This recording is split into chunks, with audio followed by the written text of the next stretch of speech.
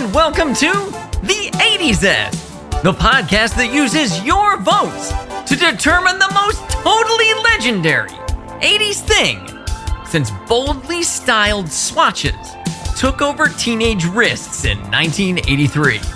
In Cleveland, Ohio, I'm Keith Barsteller, and joining me from Seattle, Washington, it's the creator of the 80s, my longtime friend and co-host, and his comedic timing has been compared to the precision of a fine Swiss timepiece. Ladies and gentlemen, you know I'm talking about Joe Walk.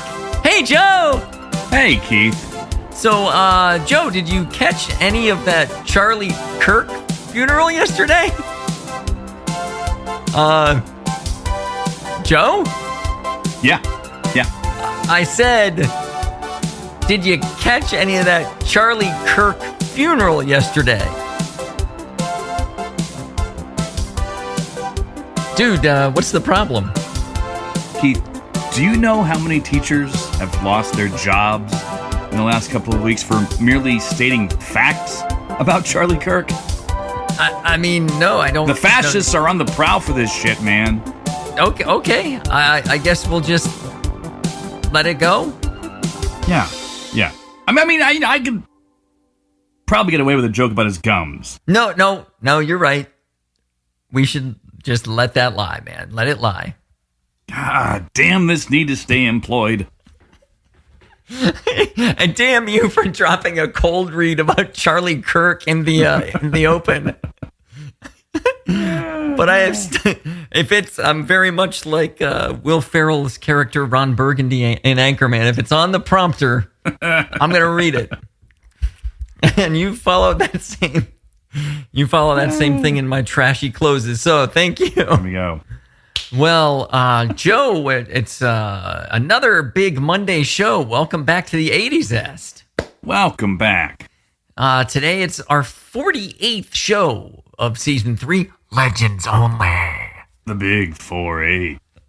And we're going to cover the third round in the Prince region. When we get down to it here and announce these, there will only be 4 songs left in this region. Wow. Which will mean they have made the Sweet 16. So the rubber's hitting the road, Keith. Now I've got some feedback from listeners. Okay. So I've rearranged the way we do the tail of the tape to remind people who was battling whom. And then there's a moment of tension when then you reveal the winner. So thank you to the listeners for sending in feedback on the tail of the tape. And here we go. Fight! 2 songs enter. 1 song leaves. It's the tail of the tape. He's out! Well, Keith, in the second round, our number 1 seed, Purple Rain, clashed with number 8 seed, What's Love Got to Do with It? And the song that advanced to round 3 is... It's number 1 seed, Purple Rain, with 85% of the vote. This is The End of the Road for Tina Turner. That's too bad. Thanks for saying Turner, even though I wrote Tuner. That's okay. And then remind everybody of Purple Rain's pedigree, please. Oh, well, Purple Rain by Prince is from the 25 times platinum album of the same name. The song was released September 26th, 1984, and would chart, believe it or not, only at number 2 on the Billboard Hot 100. Only got a deuce. It's a fucking legendary song. It is incredible to me that was never a number 1, but it was not. All right.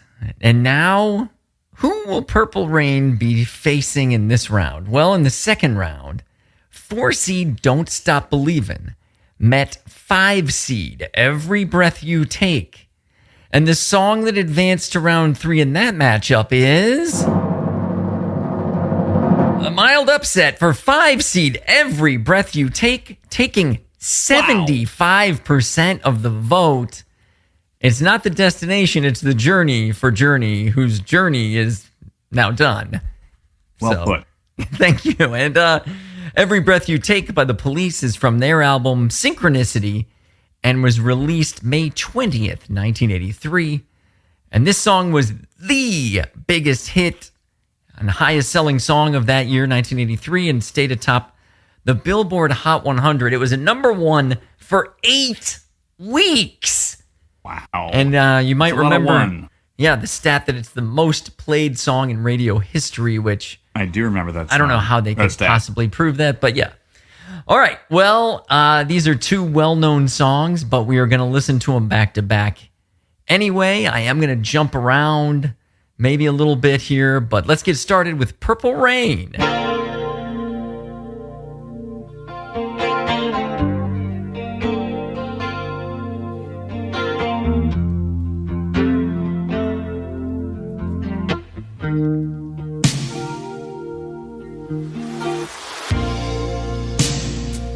I never meant to call you when you sorrow.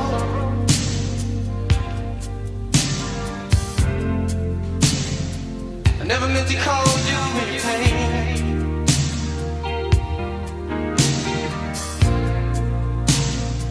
I'm the one who wants to have you laughing.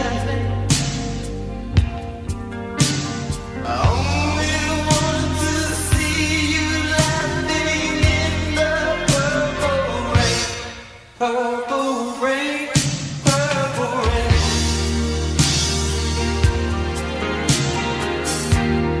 Purple rain, purple rain.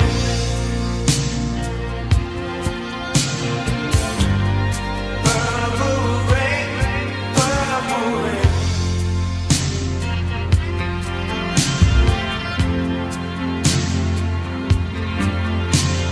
Only want to see you bathing in the purple rain. All right, here we go. We're going to time jump. Think you better close it. Let me guide you to the purple rain. Purple rain, purple rain.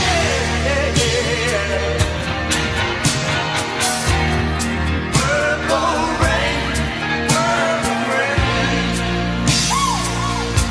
You know what I'm saying about up here? Come on, raise your hand. Purple rain, purple rain.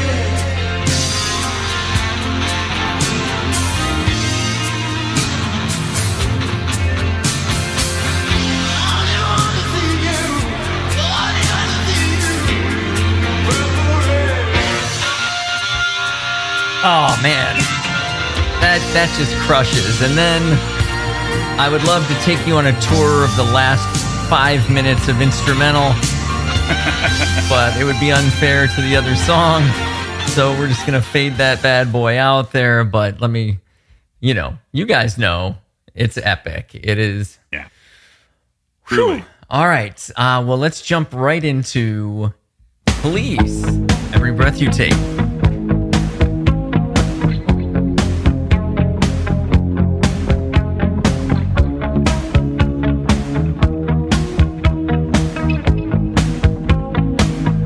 Every breath you take, and every move you make, every bond you break, every step you take, I'll be watching you. Every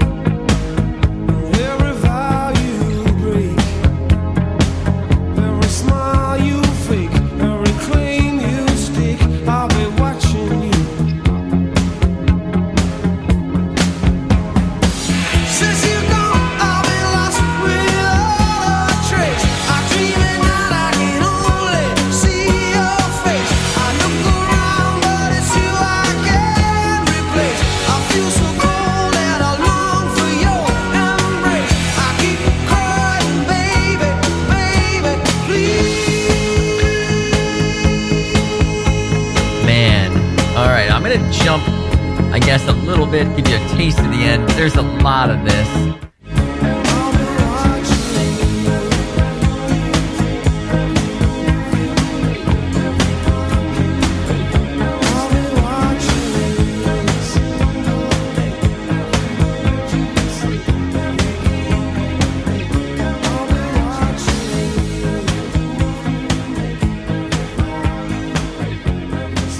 And I guess it's just going to kind of fade out from here, but it's, yeah. There you go. That's at least a taste of each one, enough to give you a decent feel for those. And I mean, you know, those are pretty gourmet tastes. yes. Well, we're getting deep into the show, and the deeper you get, the deeper the cut. The longer you make it, that's how it goes. So, all right, let's find out who is to blame for these two legends making it into this tournament. I think my dead grandmother would have picked more 80s songs than you, Joe. Rest in peace, Mary West. I gotta be honest, Keith, I'd rather listen to a wet fart. That can be arranged, by the way. All right. So our number one seed, Prince, is the overall number one seed. He's number one on everybody because I had him at number one, and Keith, you had him at number Boom. one. Number one. Both of us put this guy at the top. Yeah, totally number one. Now, granted, in my case, it was due to a clerical error. Madonna should have been number one, but Prince is number one in my heart for this decade. There you anyway. go. And number 5 seed, The Police, 5 in this region, is our 17th overall seed out of the 64. Joe, you had them at 15, and I had them at 32. So we agreed they were in the top half, but the reason they're so highly seeded is it's definitely a Joe plus type moment here, a little higher ranked by you. Right. But we both wanted them here for sure. So, not a huge surprise, but that was just a quick reminder. And now let's remind each other whether we like these songs. I think we know the first one. That's the way it has to be, 'cause that's the way I like it. Keith, I love this song. Oh, that's awesome, man. That's the way it has to be. We can probably reenact that bumper right now when I say, Joe, how do you feel about 1 seed, Purple Rain? Keith, I love this song. Oh, that's awesome, man. Yeah, no, I mean, Yeah. How do you feel? it's a great fucking song, man. It's one of my absolute favorite songs of all time. Might be my favorite song in the decade. Like, you know, it's a great fucking song. So, Agreed. yeah. And what about Every Breath You Take? Well, you know, Every Breath You Take is a really good song. It has kind of that creepiness factor to it, a little weird in that case. I do love The Police. I think we've talked about it. This might not be my favorite Police track, but it's a goddamn good song. Even if I didn't connect with it emotionally. Joe, how do you feel about it? I mean, this song takes me right back to 1983. It is part of my 80s. I love The Police. I love this song. It's, awesome. Again, like you said, not my favorite Police song, but I dig it. Yeah, and it's a very 80s track. I mean, that it's cool. Yes. Maybe not as 80s as Purple Rain, but we're going to talk about that right now.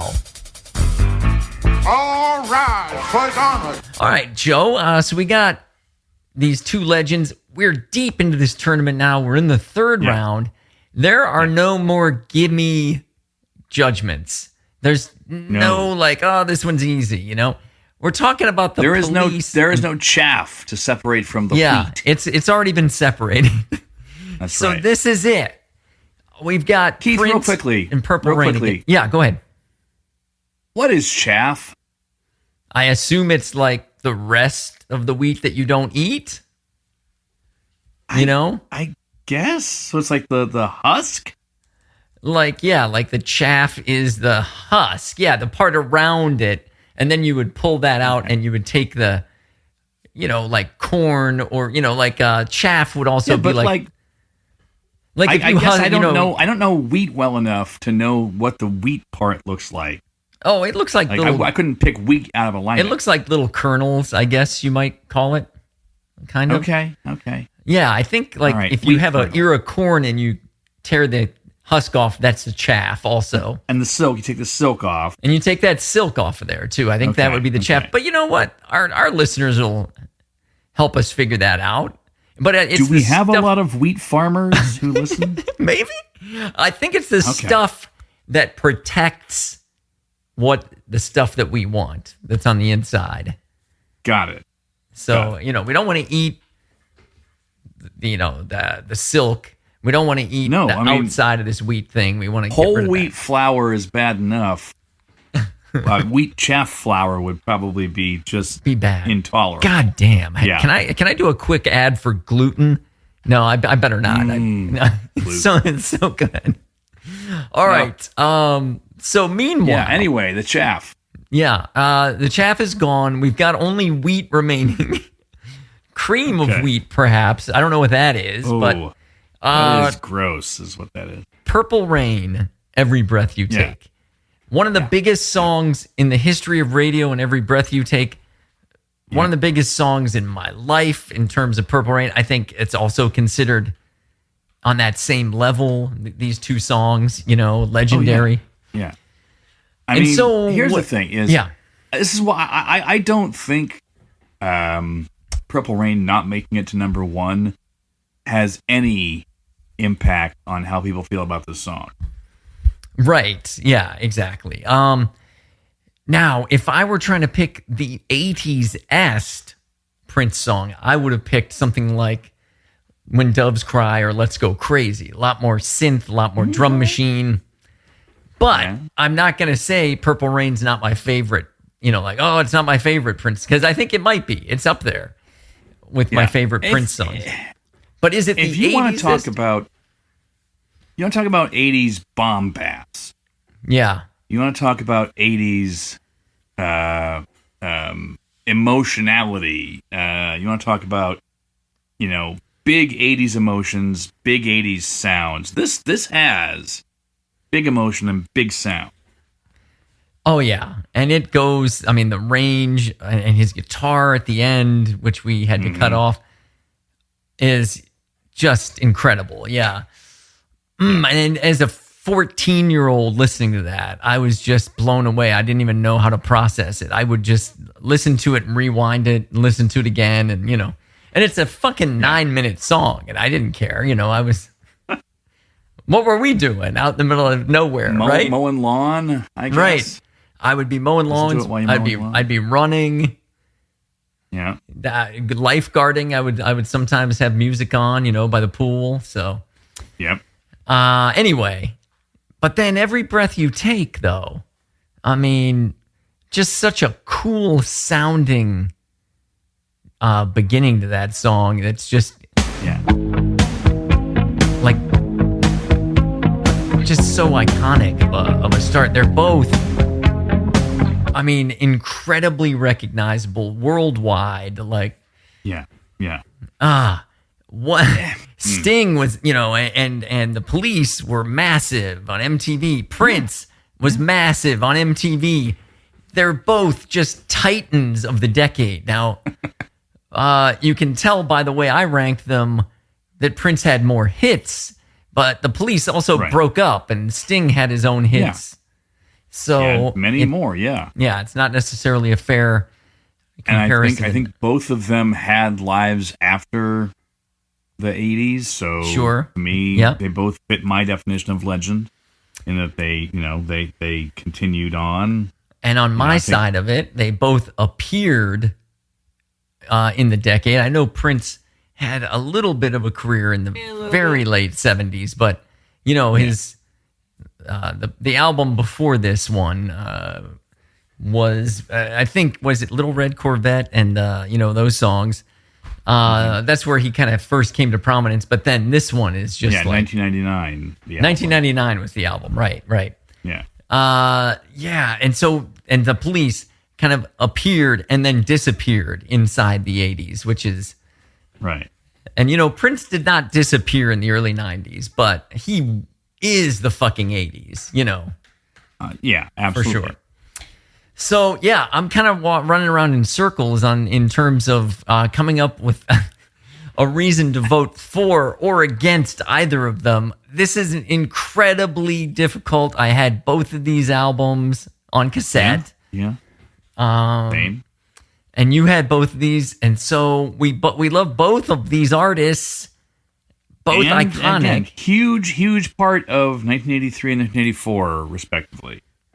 Yeah, I didn't end up having the Police tape until probably 86 or 87, but I'd heard some of those songs as I got my radio. They were still big, Yeah.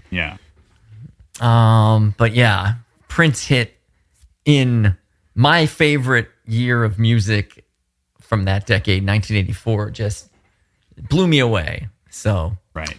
I don't know. Do you think we have not really swayed anyone probably, but are you ready to make a vote so that the episode will end one day? Do you I'm I guess I'm ready. It like waiting longer would just be stalling. So all right, let's go. Here we go. All right, our favorite today is 1 seed Purple Rain, and an odd favorite means that I will vote first.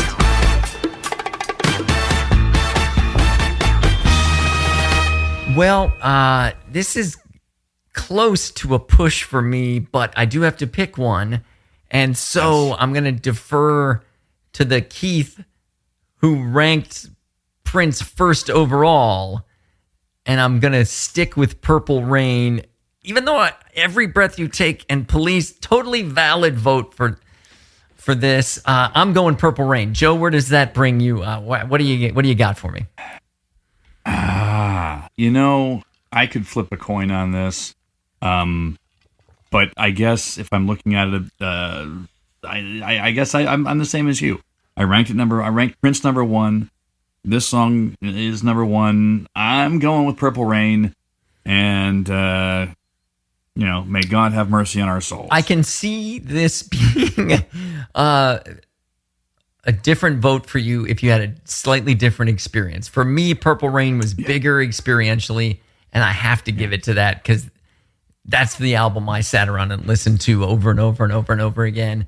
And I eventually listened to this album, the Police album, several times, but I was never as obsessed with it as I was with Purple Rain, personally. Right. So experientially, Prince takes my vote and takes your vote. And now we will move on to another more dramatic tale of the tape for matchup 2, the bottom half of the bracket. And here we go. 2 songs enter. 1 song leaves. All right, I'll cut the rest of that off. And what do you got for me, Joe? In the second round, number 3 seed, I Want to Dance with Somebody Who Loves Me. Faced off against number 11, Our Lips Are Sealed. And the song that advanced to round 3 is Do I Want to Dance with Somebody Who Loves Me? With 78% of the vote. We bid the Go-Go's a fond love the Go-Go's. farewell. I prefer the Go-Go's vastly to Whitney Houston, honestly. But the votes are what they are, and I mean, Vox I voted. Populi, man. Yeah, that's how it goes. Number 3 seed, I Want to Dance with Somebody was the lead single from Whitney and was the number 1 single in 1987. All right. Well, who will Whitney Houston go on to face? Well, Ooh. in the second round, 2 seed With or Without You battled 10 seed Don't Get Me Wrong. And the song that advanced to round 3 is With or Without You by U2 with 63% of the vote. And it's all over for our beloved Pretenders. With or Without You, in fact, was a smash in March of 1987, and it was a number 1 hit for U2 from the Joshua Tree. And so there you go. Okay, and now, of course, we're going to listen to 2 of these back to back and see how it makes us feel. And starting Sounds off good. with the favorite 2 seed, With or Without You. Don't forget to listen for that infinite sustain that they invented for this song.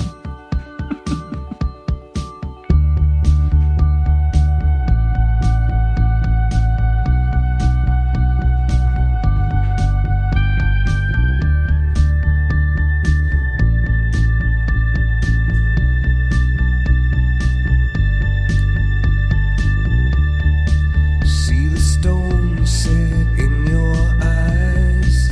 See the thorn twist in your side. I'll wait for you.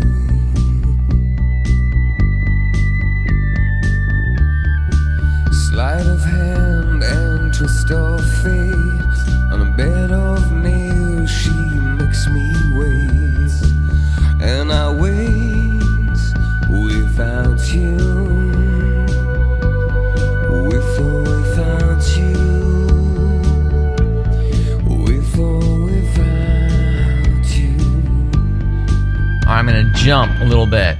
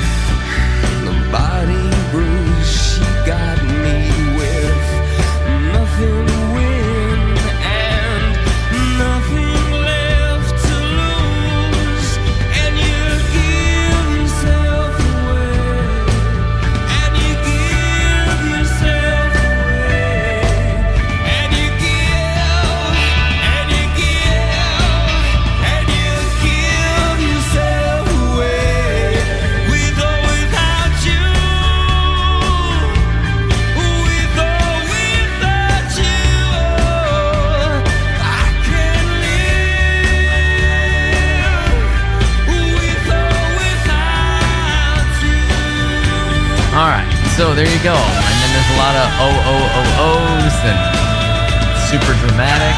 But there you go. There's a taste of With or Without You. And now something very, very different from Whitney.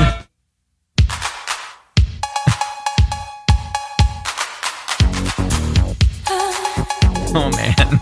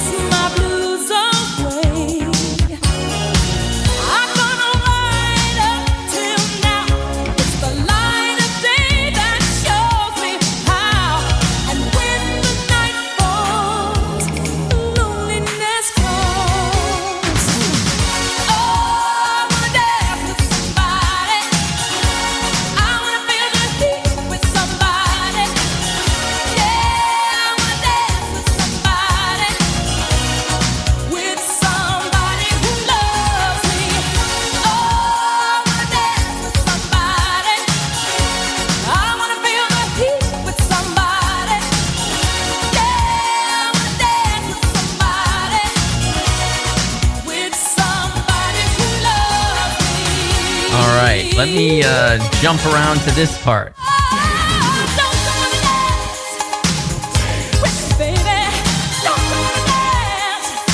Damn.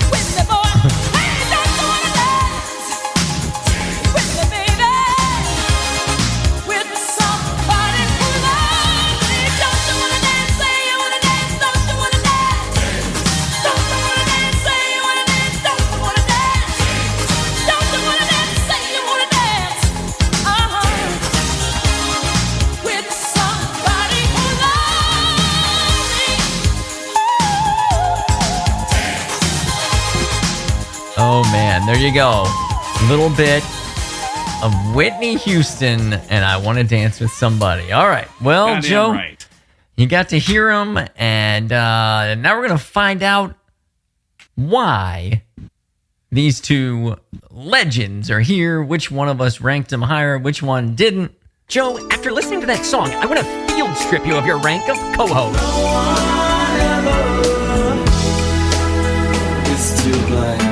Keith, did someone dare you to choose that song? All right. So, our number 2 seed, U2, is the 8th overall seed out of 64. I had them ranked 12th. Keith, you had them ranked 8th. So, joint responsibility, very close. Definitely so. Our 3 seed, Whitney Houston, in this region, is our overall 9 seed. And so it's our overall 8 against our overall 9, which is exciting stuff. This is, Joe, you had Whitney 5th, very high. I did. Top 5. did. I had Whitney 21st.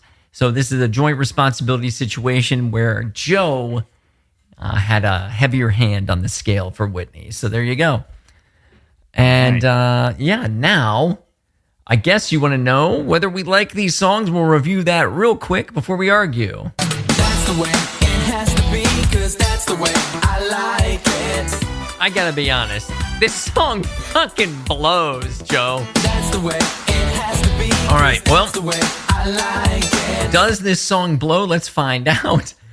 Do you like these songs? We're going to start with the 2 seed favorite, U2's With or Without You. I mean, I like it. I don't love it. It's not my favorite U2 song. It got overused, but I liked it. Yeah, it How about was it was played a lot. It is a definite mood setter. There's no doubt about that, right? And so, yeah, I'm also a fan of the song. Don't love it. Like, I like you too in general, though. All right. So- What about I Want to Dance with Somebody Oh, man. who loves me? That is a complicated answer there. Whitney Houston is very talented. This song is extremely 80s, and I don't turn it due to nostalgia purposes, but I'm pretty neutral on the content, maybe even to the not liking it that much. I think I'm losing my like for it the more we play it on the show. How about you? Where do you come out? I mean, I don't own any Whitney Houston. Never owned any Whitney Houston. Did Right. not seek this song out. But when I hear it, I'm like, oh, Whitney. So Yeah. I like it. I like Okay, it. that's fair. Don't you want to dance? Say you want to dance. Don't you want to dance? Yeah. Yeah, dance. All right. Well, Joe, we're a little bit less enthusiastic about these 2 songs maybe than we were about the songs in the previous section. Fair to say. But it's time to lay down some arguments and pick one of these. So here we go. All right, fight on it. Whew. All right. Well, both of these artists, really came into being in the 80s for me. So Yeah. that makes them legends from in my book, that they kind of started their existence in the 80s. And that's when I was exposed to them. And Whitney Legends Houston, in my book. Yeah. Because they also both sustained. had lives after they were both still big long after the 80s were over. You might say U2's career has infinite sustain. See what I did there? Anyway. So, there's no doubt that we both consider these guys legends. Now, U2 has got this approach where they're moody and alternative and cool, right? And I mean, one might even say boring in this song. that is one way you could look. You could also be looked at as being very dramatic and romantic, and Ross and Rachel, the Ross and Rachel of it all. Oh, that was in the 90s, but Yeah. But anyway, Well, see, that's where this song is with me. It's in that, oh my God, this is so overdone Friends era stuff.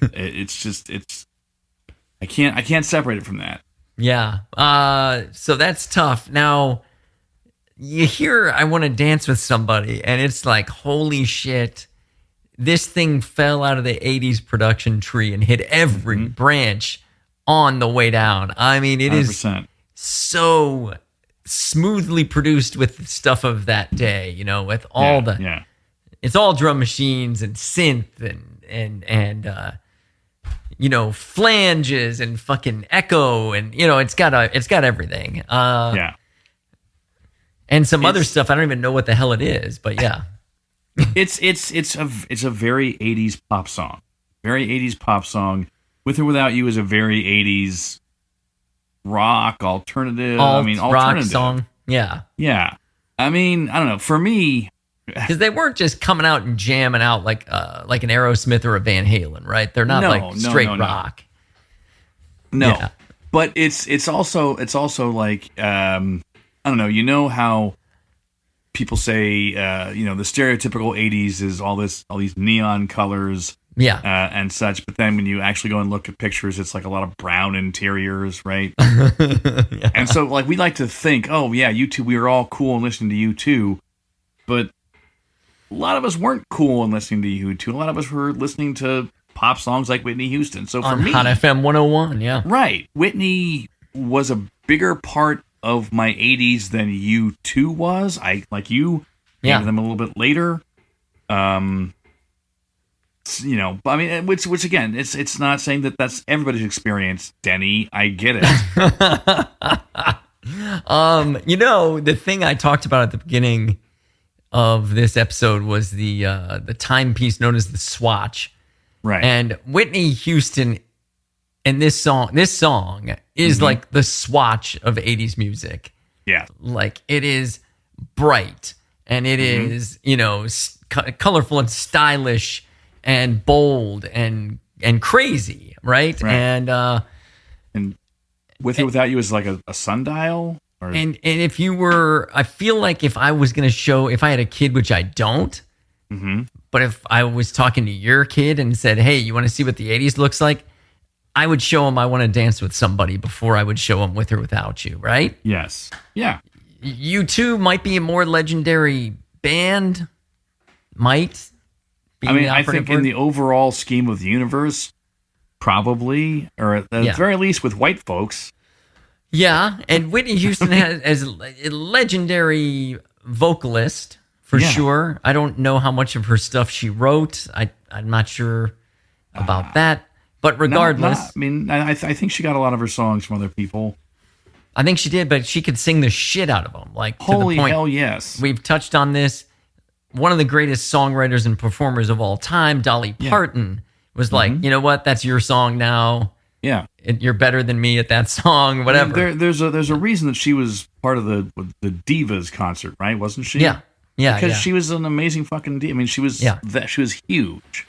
And she had that kind of powerful voice. Yeah. She was, without question, super popular at the time and extremely talented. Whether or not it was something you purchased and listened to, you all, you know, like, look, Samantha Fox sold records in that same decade, right? And no one, you know, this is a different brand of woman who could sing her ass off as opposed to a Samantha Fox.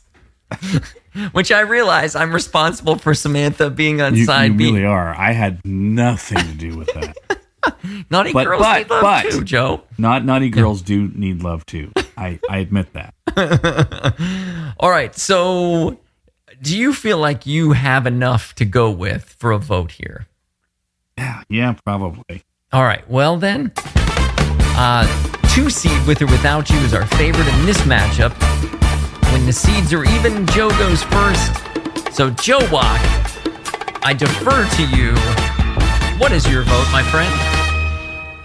I mean, I'm going to go with Whitney Houston. And I Want to Dance with Somebody who loves me. Who loves me. I mean, thank you, Joseph. Again, I have listened to far more U2 than I have Whitney Houston. Yeah. Their albums from the 90s were probably the ones that struck a chord with me more than their 80s stuff. Yeah. Again, sorry, Denny. But, yeah. So that's what I'm doing. How about you, Keith? Well, I'll tell you a quick story. In 1989, I moved into a dorm, and a few doors down, two guys who became great friends of mine that year, Joel and Michael Anderson. And Michael has been on this show, but Michael introduced me to U2. And when he would, we had a shared bathroom in the hallway, and he would turn the stereo up in his room so that when he was washing his face and brushing his teeth, he would prop the bathroom door open and you could hear U2 blasting down the hall, right? And so that was so experiential for me that for that reason, I'm going to vote for Whitney Houston. And I want to dance with somebody. Because Michael annoyed you with U2? No, because Whitney's just it's so goddamn 80s. But I do respect the votes for anyone who clicks U2 because it's just how it hit you in the decade, you know, Yeah, and definitely. what your definition of a legend is and what is 80s-est to you. And so for me, it's Whitney, but I just wanted to point out I was thinking about it. It is close, but this is not honestly, again, this is not like an easy walkover kind of situation. Listening to them back to back is what did it for me, Joe. Yeah, I didn't know until we did that, and then I was like, "Oh shit, it's Whitney." So, so there you go. It's 2-0 on both of the matchups today for us. Right, but it's not going to stay that way because y'all are going to vote, and I know we'll have some people voting for the Police and U2 in there. And to do that, you're going to go to our Substack, which is the 80sest.substack.com. Hell yeah! You can also find us floating through the internet ether by searching for the 80s-est podcast on Blue Sky. Now, that bumper is not an endorsement of U2, okay? Oh, man. Well, we'd love for you to subscribe to us wherever great podcasts are bought, sold, or processed. Places like Apple and Google, and of course, the Scandinavian sweethearts, Spotify. Just search for the 80s-est, and we appreciate every single one of you who takes the time to listen or comment on any of these episodes. We really do. Joe and I might do this if none of you were listening, because what else do we have to do? But we really do love knowing you guys are out there. So 100%. Well, that's going to be all the time we have for today. But join us next time on the 80s-est when we're going to tackle round 3 in the Michael Jackson region, Joe. That's right. Half of these legends will be going home. Michael Jackson. Oh. Talking Heads. Wow. Phil Collins. Pat Benatar. Van Halen. Miami Sound Machine. Duran Duran. And Stevie Nicks. Oh, man. I wasn't quick enough when you said Duran Duran. There you go. I should have slowed it down. Sorry. No, it's okay. And technically, you also said Michael Jackson, which I think somewhere I have a... Oh, here it is. All right. I just wasn't ready. I wasn't ready. It's my fault. Anyway. Damn it, Pete. Who will survive in advance? Find out next time on the 80s-est. Until then, on behalf of Joe Walk, this is Keith Marsteller saying... Oh, wait, Keith. Yeah, What time is it?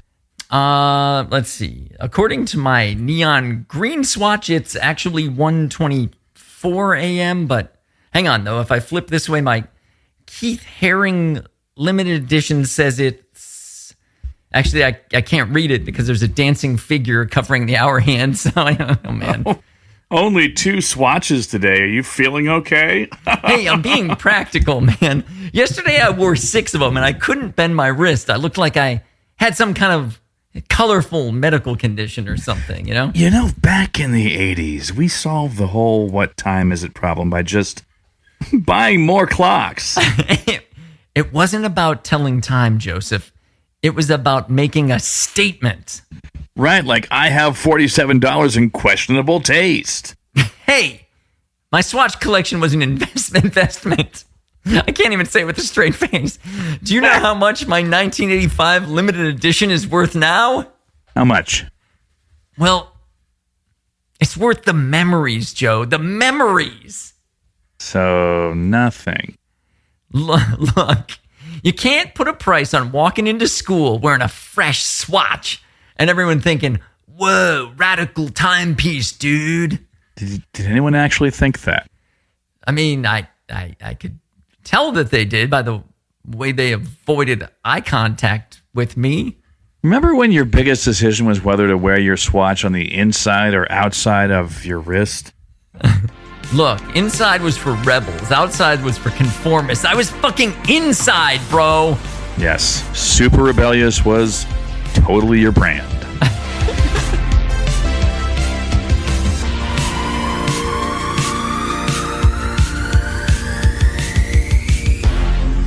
Swatch!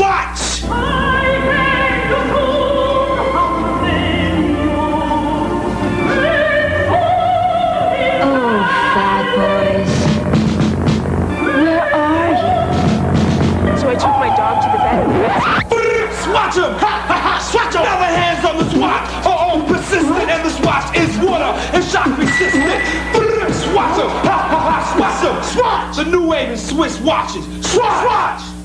So that was the Fat Boys doing a Swatch commercial. Yes, it was. Here's where I'll reveal that I never actually had a Swatch. Joe, did you ever have one? Dude, I was way too poor for a swatch. Same, yeah. You know, there were a few folks at our school that had a few. Oh yeah, no, I remember Tesner having one, at least one. Yeah, I think my friend Beth had a couple, and you know, yeah, it was definitely.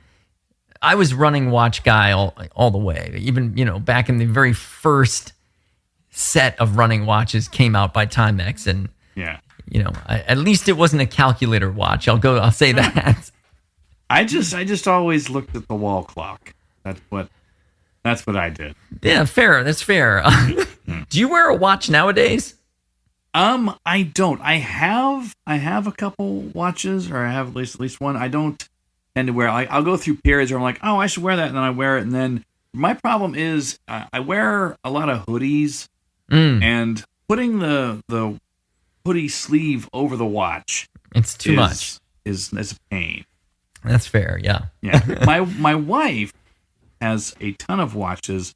She's a big Swatch person, as a matter of fact.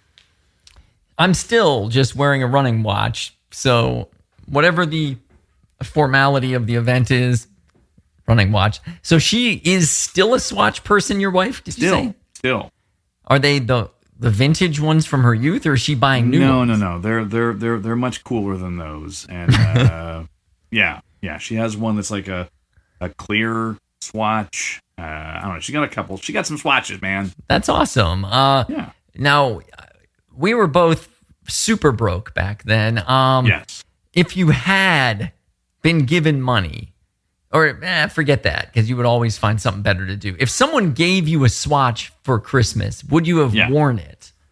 Of course. I mean, I remember clearly when Ricky Schroeder had one on silver spoons. I was like, damn, Rick, cool watch. Super tight. Yeah. That's awesome. You know, he was my idol. I desired nothing more than to look like Ricky Schroeder on silver spoons. Exactly. Why wouldn't you want to look like that guy? He was, right? On top of the world. I did used to wear my watch on the inside because when you're running, it's easier to look as your arm is coming up in front of your face. I'm pantomiming this for Joe, but nice. But now there's so many goddamn buttons on these things. If you wear them inside, you're accidentally stopping things and detonating nuclear bombs and all kinds of shit. Anyway, so there you go, folks. Tell us if you had a Swatch. If you've got a picture. Tell us if you had the little bands, the rubber that protected the face of the Swatch. You had those great call. I forgot about those. Yeah. Yeah. Yeah, you think those were a separate purchase, or did they just come with? I think they were, but I don't know because I didn't own a Swatch. Somebody with Swatch experience, please tell us. Did I sound like a Swatch poser? Did you believe I owned one? I'd love to hear. No one believed it. No one bought that. All right, well, thanks, everybody. That's our show. Have a great night. Good to see you, Joe. See you later.